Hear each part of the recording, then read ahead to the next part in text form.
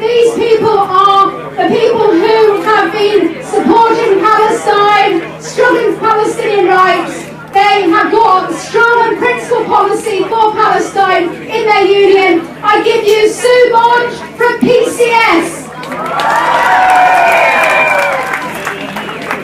Well, I don't know about you, but when you see this horrific massacre that's going on in Gaza, it's very easy to want to turn away, but we don't, do we?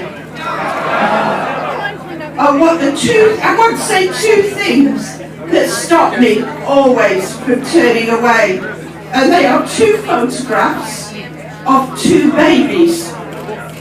One is my grandson. He was born 3 weeks ago in a hospital just a few miles away, an NHS hospital. And I have a photograph of him in the hospital. So tiny, so sweet, so vulnerable.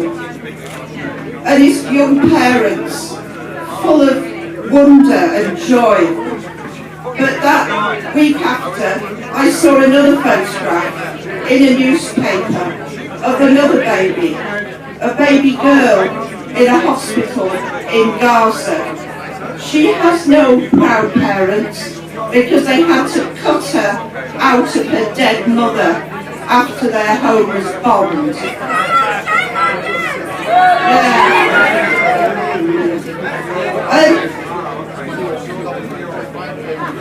Underneath the photograph was a quote from that baby's grandmother, and she was grieving for the loss of her lovely daughter, but she said that she would love and care for her little granddaughter.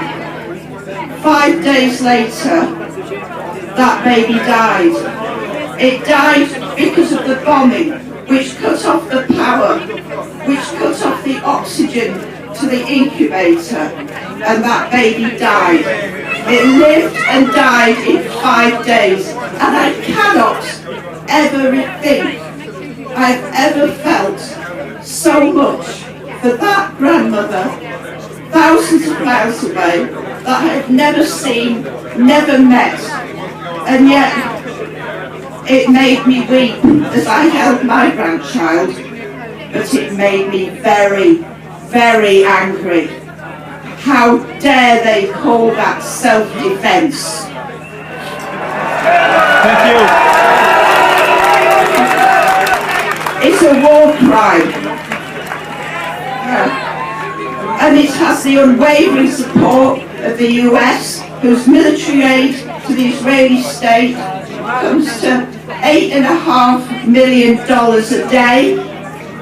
And the UK government, British firms, are exporting £8 billion in arms and military equipment last year. And what does the government do? What does our government do? Does it stop those export licenses? No, it doesn't. Does it summon the Israeli ambassador to express what its concerns? No, it doesn't. Does it continue with its contracts with G4S that builds prisons in Palestine, that locks up little kids of 11 and 12 and keeps them in isolation till they burst into tears and confess to anything? No, it does not. It carries on with them. But there have been these protests today. There have been massive protests all around the world, even protesters in Egypt, where the massive repression of the counter-revolutionaries, and they're still out there protesting, risking their lives to protest for the people of Palestine. These protests increase the pressure and will make a difference. These protests tell the people of Palestine that they do not stand alone.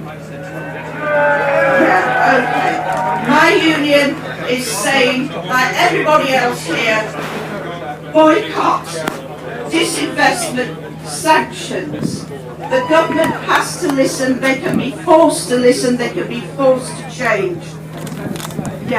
So free Palestine.